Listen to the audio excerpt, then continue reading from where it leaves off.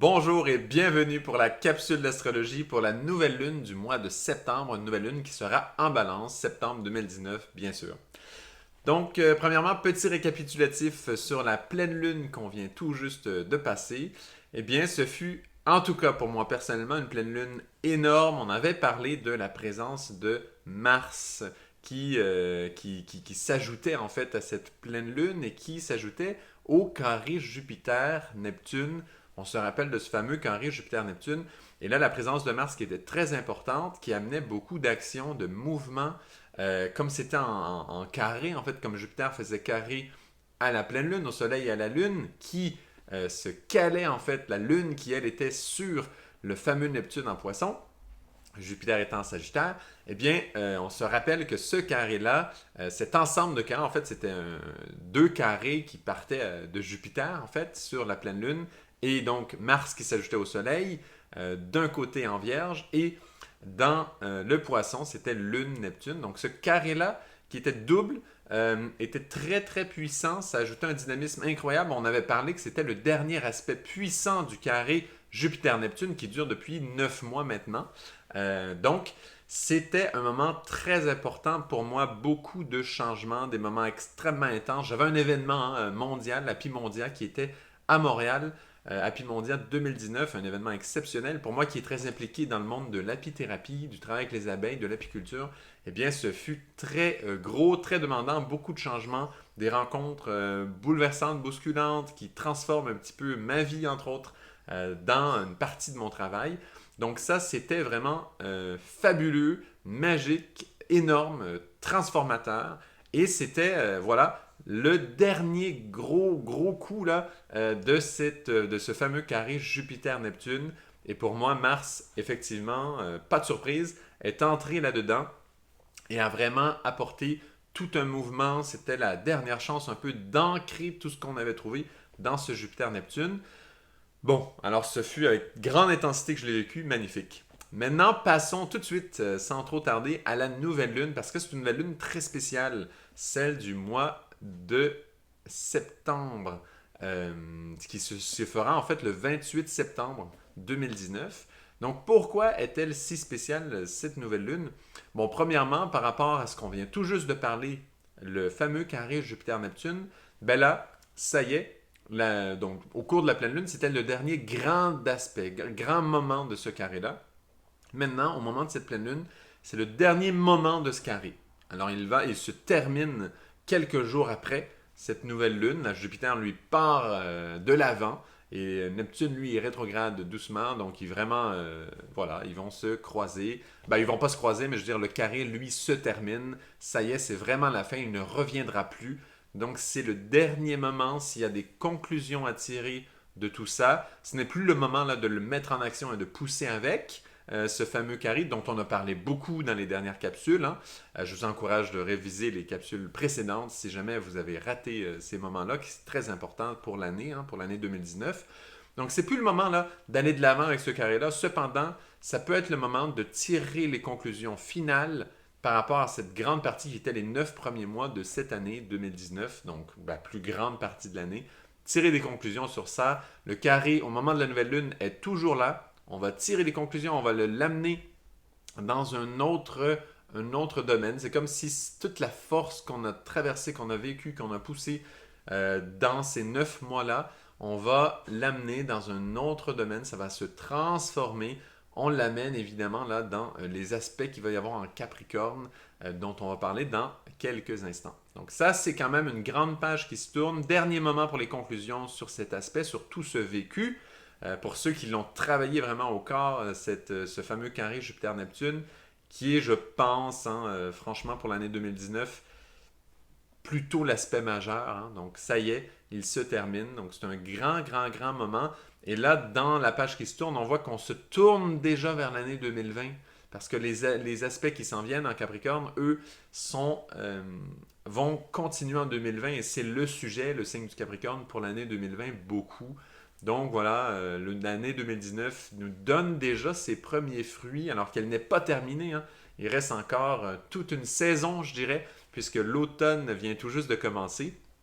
Et parlons-en justement de l'automne parce que Cette nouvelle lune, le 28 septembre, c'est un moment spécial. C'est un samedi et ce fameux 28 septembre, c'est la veille d'une fête, d'une célébration très particulière qui s'appelle la Saint-Michel, qui se célèbre le 29 septembre. Toutes les années, le 29 septembre, c'est le moment de la Saint-Michel qui est, on appelle ça une fête cardinale. Donc c'est une fête qui arrive au moment d'un changement de saison. Elle n'est pas exactement là au moment du 21, 22 ou 20 parfois du mois. Elle est le 29. Cependant, c'est vraiment la célébration, la fête qui correspond à l'équinoxe d'automne.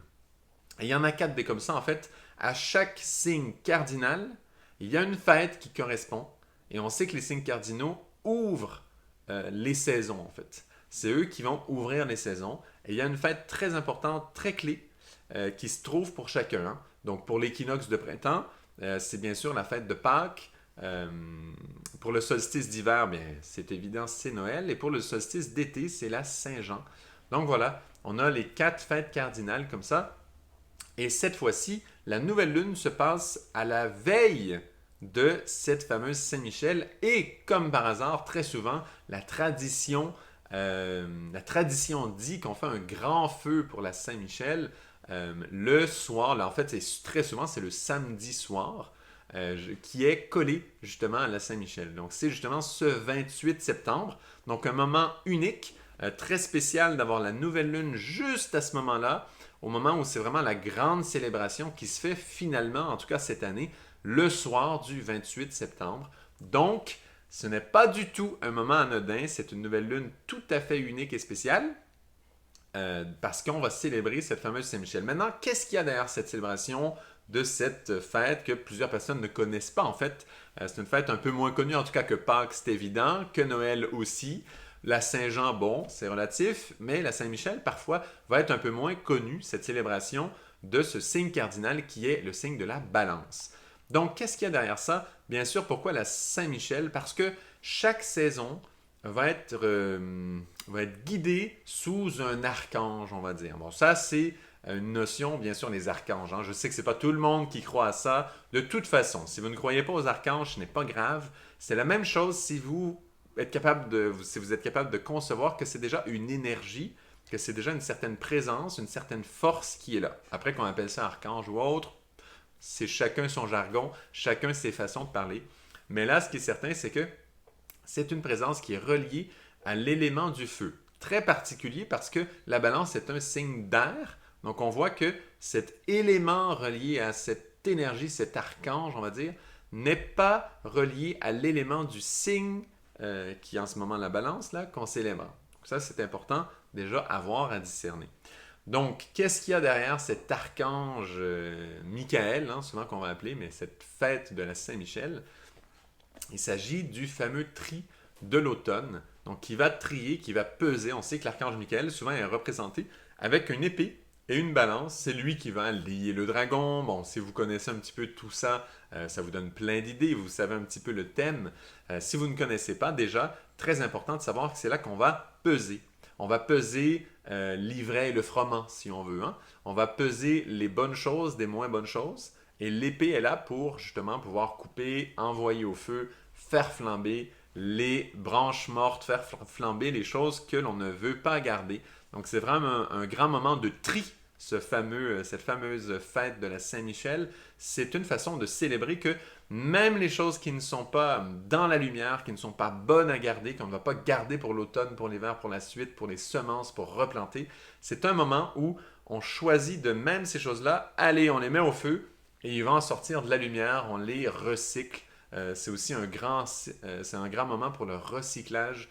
C'est un grand moment où toute cette énergie, on l'a fait basculer dans la lumière. Toutes ces énergies un peu sombres, un peu lourdes, ça y est, on les envoie dans la lumière, on les envoie dans le feu de l'archange Saint-Michel, ou cette énergie de l'automne qui fait brûler toutes ces choses. On voit que tout ce qui n'est pas justement fait pour durer va tomber à l'automne. Pendant cette saison de l'automne, on pense aux feuilles des arbres qui vont bien sûr tomber, ils vont être recyclés, ils vont être compostés, ils vont être transformés comme ça. C'est ce qu'amène l'archange Saint-Michel.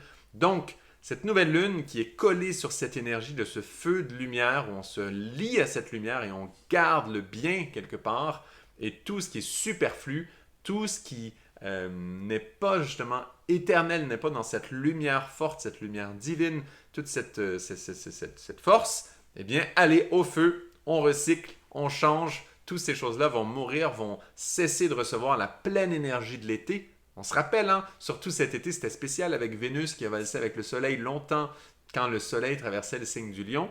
Eh bien, il y a eu beaucoup qui a été développé. Il y a beaucoup d'énergie qui ont été comme ça lancées, qui étaient nourries complètement. Et on sait que dans tout ce qui a été nourri, bien, il y a une partie qu'on ne gardera pas. Si on veut faire aussi une autre connexion, bien, c'est la même chose quand on mange.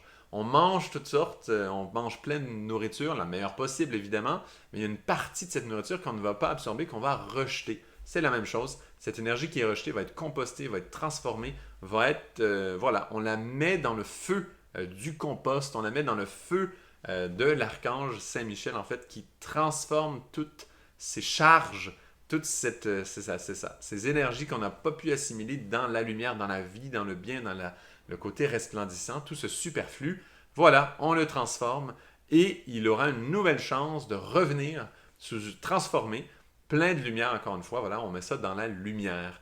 Et c'est un moment très important. C'est un moment aussi pour parce que nous-mêmes, hein, parce que ça, c'est là que ça devient intéressant, parce que là, pour l'instant, c'est un peu des symboles, mais soi-même, c'est la même chose. En nous, il y a des forces, il y a des énergies qui sont un peu ténébreuses, on va dire, dans le sens qui sont lourdes, qui ne sont pas vraiment en ligne avec la lumière, et ça, c'est tout le monde. Si quelqu'un fait semblant qu'il n'en a pas, c'est un bon acteur peut-être pour un certain temps. En général, si on est proche de cette personne, on voit à un moment donné ou un autre qu'il y a aussi des aspects comme ça, et c'est le moment que ces aspects-là, on les lance justement, on les donne à cette force, cette énergie-là de cet équinoxe d'automne qui est relié au signe de la balance. Hein. La balance, c'est pas pour rien que l'archange Saint-Michel a une balance dans sa main et pèse les choses comme ça. Il y a un triage très net, très clair qui se passe à ce moment-là.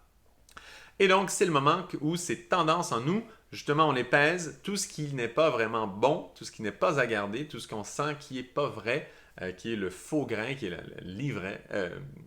Oui, c'est ça, l'ivraie. Tout ce qui n'est pas vraiment la bonne chose qu'on veut récolter, on les offre justement à, on va dire symboliquement, à l'archange Saint-Michel et on s'offre un peu à son service dans le sens qu'on veut entrer dans ce feu. On veut nous-mêmes rentrer dans ce feu de l'archange Michael et que ces énergies-là en nous soient transformées, aient une chance d'être recyclées et de nourrir d'autres tendances. Alors quand on a des tendances lourdes en nous, on les offre à ce moment-là, au moment de l'équinoxe de la Saint-Michel, et on a ce souhait qu'il les prenne, parce que si lui les prend dans son feu, puis je dis lui, mais c'est une énergie, hein, tout ça, c'est symbolique, hein, ce genre de notion.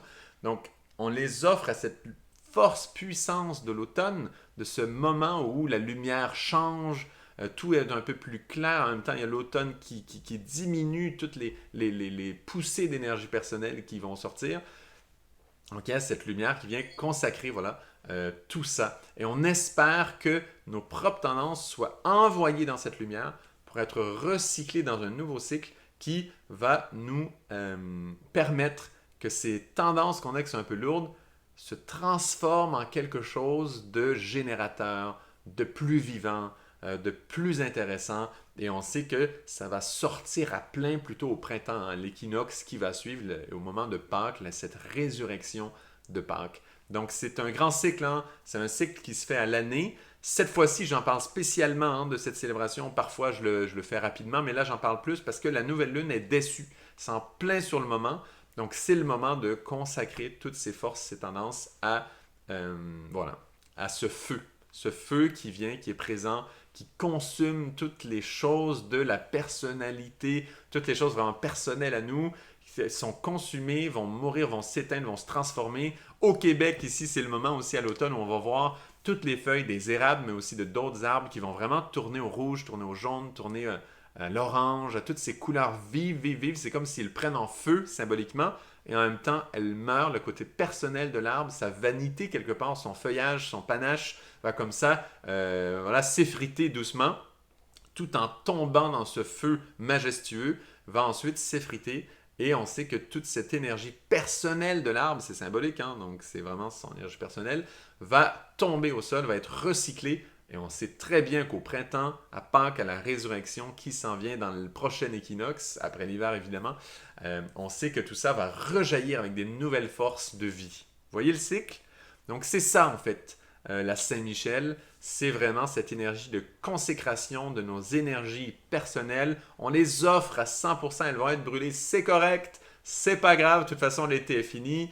Vénus-Soleil, leur valse est passée, on en a bénéficié magnifique, il y a plein de lumière qui est sortie de ça, il y a plein de bon, plein de vie qui est sortie de ça, et tant mieux, on garde cette vie. Par contre, ce qui a été un peu lourdeau qui est sorti de ces choses, ça y est, c'est le moment de l'offrir. Cette nouvelle lune du 28 septembre est faite pour cette célébration, pour ce travail-là. Donc ça, c'est le deuxième aspect de cette nouvelle lune. Il y en a un troisième qui est extrêmement important. Le troisième, bon, le premier aspect, c'était Jupiter-Neptune. Le deuxième, c'est le fait que ça arrive au même moment que cette fameuse célébration de la Saint-Michel. Et le troisième, voilà, ce troisième point, c'est, vous le voyez sur la carte, c'est en fait la connexion, encore une fois, et c'est la dernière, avant l'année 2020, en fait avant un très long moment, cette connexion entre Saturne et le nœud sud qui se recroisent, qui recroisent leur chemin. Et ça y est, c'est la dernière fois, on sait qu'ils se sont déjà croisés, on en avait beaucoup parlé, on se rappelle du 30 avril, bon, ça c'est un moment clé, il y en a eu, voilà. Et là, c'est le moment final de ce croisement final, et, et en fait, c'est un autre moment pour ressentir, pressentir ce qui vient pour l'année 2020. Donc, et on sait que, on se rappelle, c'est un grand cycle du passé, hein, qui s'opère là. Cette connexion Saturne avec le nœud sud est toute particulière. Il y a vraiment des choses très spéciales qui se passent là entre les deux. Bon, faut que je donne un peu de détails quand même. Il s'agit bien sûr d'un cycle du passé très lourd pour l'humanité, hein. C'est quelque chose qui concerne l'humanité. Il ne s'agit pas d'un thème personnel de quelqu'un. C'est quelque chose qui concerne l'humanité entière, la planète au complet. Donc, il y a des charges du passé pour notre humanité qui se jouent en ce moment. Et là, c'est la dernière fois on peut vraiment se connecter à ces charges du passé et au moment de la Saint-Michel. Vous vous rappelez du travail que je viens juste de mentionner? C'est le moment où toutes ces charges du passé, toutes ces tendances de l'humanité, il faut les mettre dans le feu de l'archange Saint-Michel. Symboliquement, hein? On se comprend. Donc, on met tout ça là-dedans.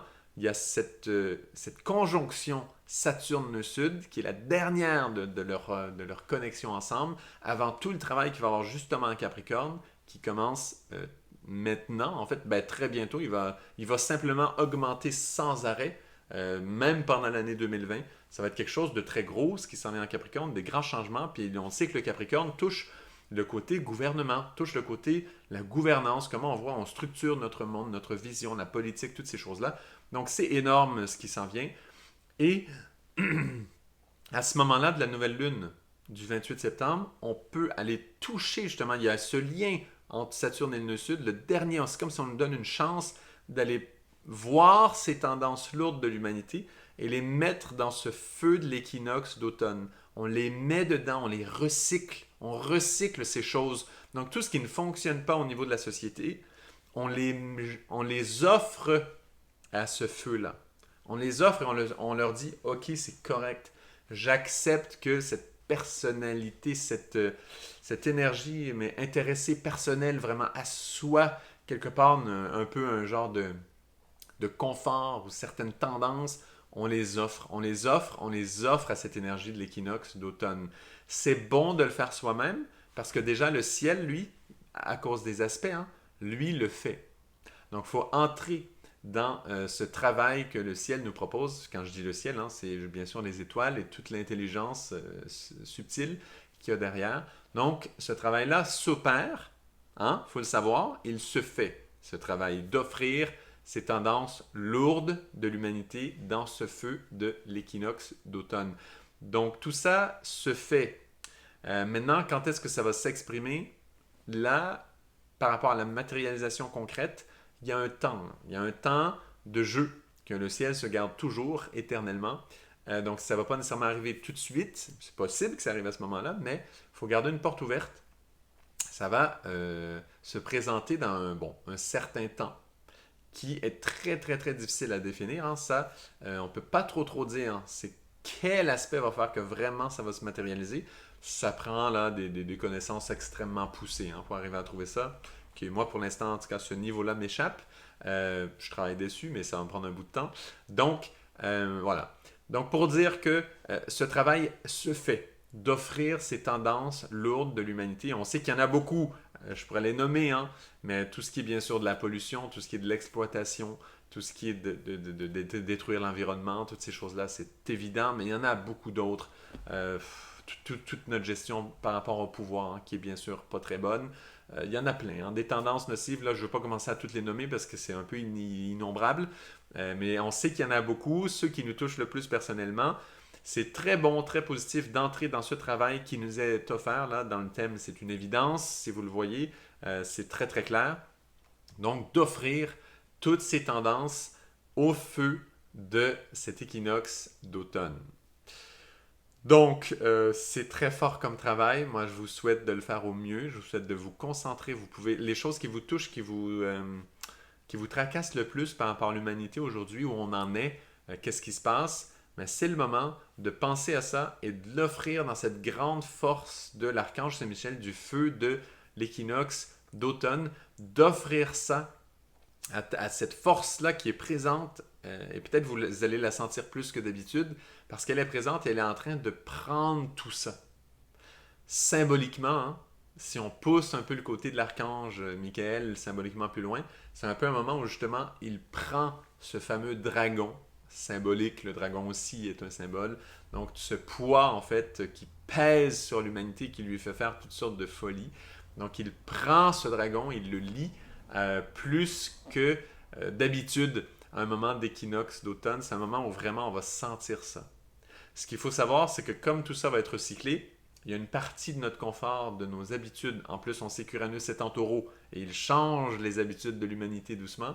Donc, il y a beaucoup d'aspects comme ça qui sont placés. C'est très stratégique. Hein? Quand le ciel travaille, il place les planètes à différents endroits. Il continue son travail et si vous suivez des capsules depuis un bout de temps, vous vous rendez compte qu'il y a une suite d'idées hein, dans le travail du ciel. Ça n'arrive pas comme ça par hasard. Donc, il a placé beaucoup de planètes, des énergies sont placées pour amener un gros changement. Là, franchement, c'est majeur tout ce qu'il va prendre. Donc, il y a une partie du grand confort, on va dire, qu'on peut ressentir, en tout cas dans certaines parties du monde, en ce moment, qui va être offert, qui va être recyclé. Recyclé en autre chose, on sait que ce confort va revenir plus tard, mais d'une façon nouvelle, plus vivante, moins lourde, moins chargée. Et voilà, il y a un grand cycle qui se fait beaucoup plus qu'à l'habitude. Ça, cette dynamique que j'ai décrite, on va l'en sentir beaucoup plus que d'habitude et participer à cette dynamique le plus que vous pouvez par votre pensée, en prenant un moment de méditation, en pensant justement à ces choses qui vous dérangent dans l'humanité, et tout le monde en a, hein. Déjà pour soi-même, dans l'humanité au général, mais après aussi au niveau de votre travail personnel. Faites la même chose aussi au niveau personnel, ce qui vous dérange en vous, ces tendances qui vous alourdissent, qui vous rendent, voilà, qui vous rendent la vie difficile en fait. Premièrement, c'est sur soi-même, c'est sûr que c'est ça le plus important de tout. Après, vous pouvez aussi prendre un moment pour bien sûr les choses qui concernent l'humanité, les choses qui vous touchent le plus, les problèmes que vous voyez, puis les problèmes sont de plus en plus faciles à voir maintenant, puisqu'il y a de plus en plus de communication, les nouvelles, on en a de plus en plus. Donc, il y a certainement des choses qui vous dérangent, je suis presque sûr que chacun en a.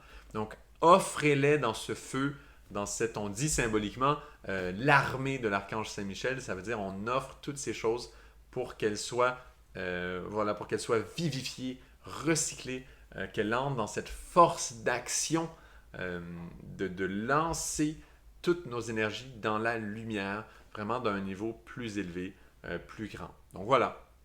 En tout, je ne veux pas m'éterniser sur ce point, mais c'est le travail qui est offert. Donc je récapitule, fin du travail entre Jupiter et Neptune, des leçons à tirer sur ces choses-là, en même temps qu'on tire les leçons et qu'on tire le bon de tout ce travail, tout le mauvais que ça a pu générer autour de nous, c'est le moment de l'offrir à justement cette coïncidence, on va dire, qui n'en est bien sûr pas une, entre cette fête, cette célébration de la Saint-Michel et cette nouvelle lune.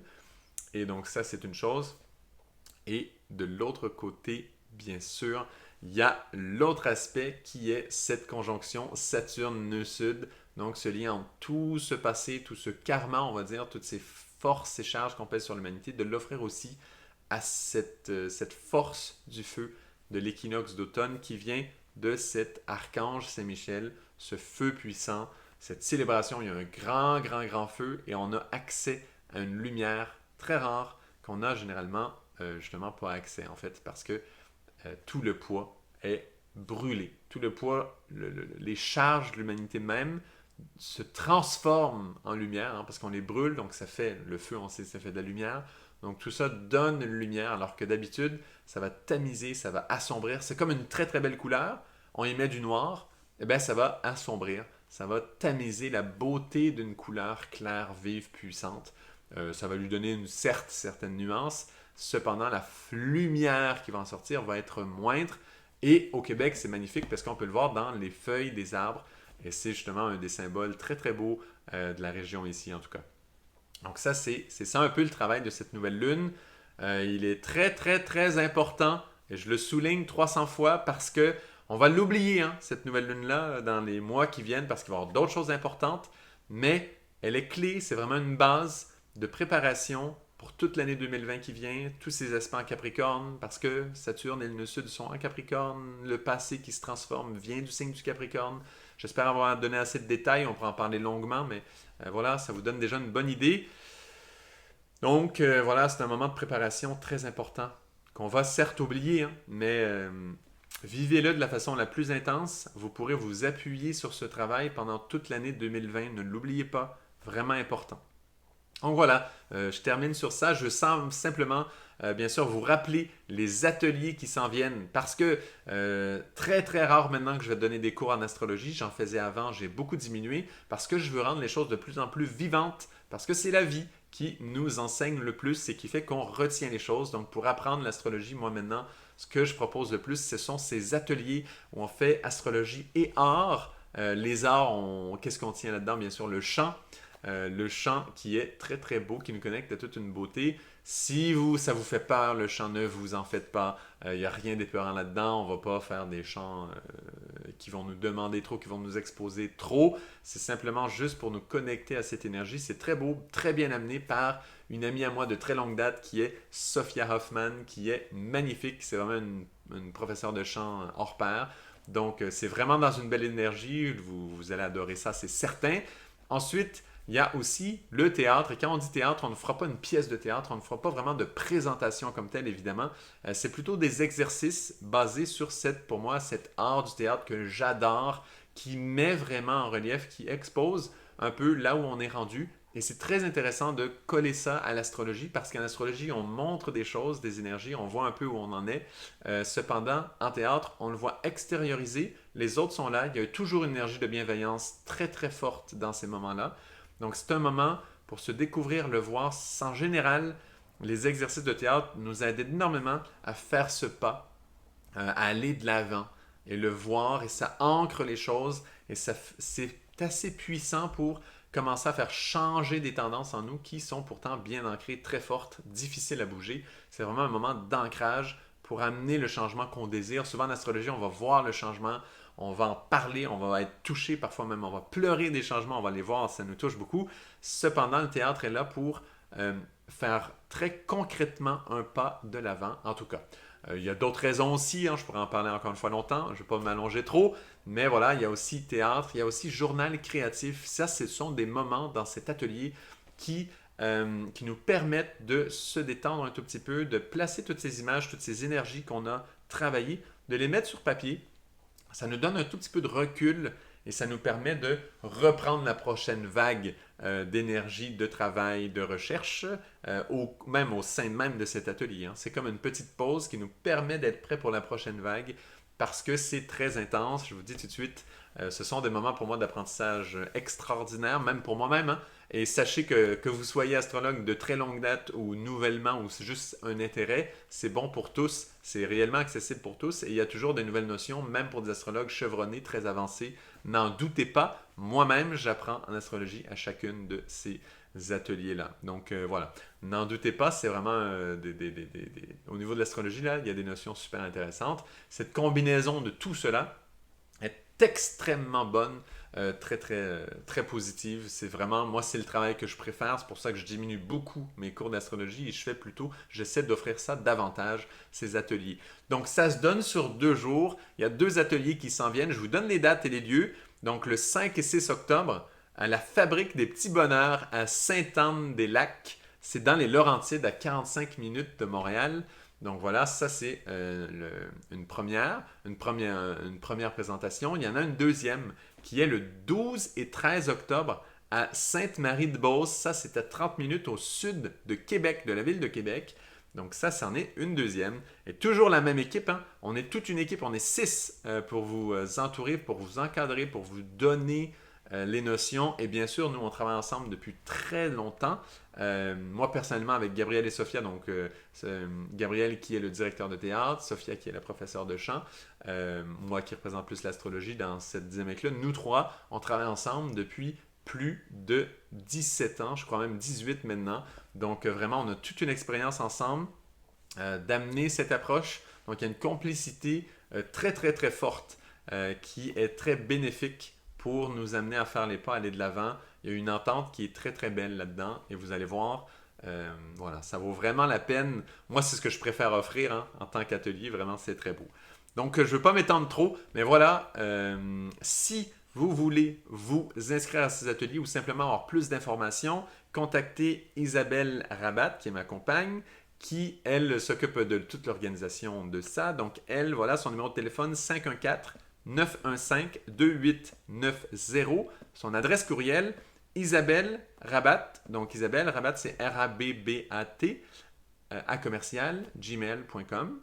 Donc, voilà, n'hésitez pas à nous contacter pour cela. Et ça serait vraiment avec grand plaisir, en tout cas, de vous voir dans ces ateliers. J'ai eu des demandes pour en faire en France. Peut-être qu'on va en faire peut-être l'année prochaine. Là, je prévois probablement quelque chose aussi en France. Mais si vous êtes au Québec ou si vous avez une chance de passer par le Québec pendant cette période, n'hésitez pas à nous contacter. C'est vraiment formidable. Donc, merci beaucoup. Encore une fois, n'hésitez pas à liker, commenter, vous abonner.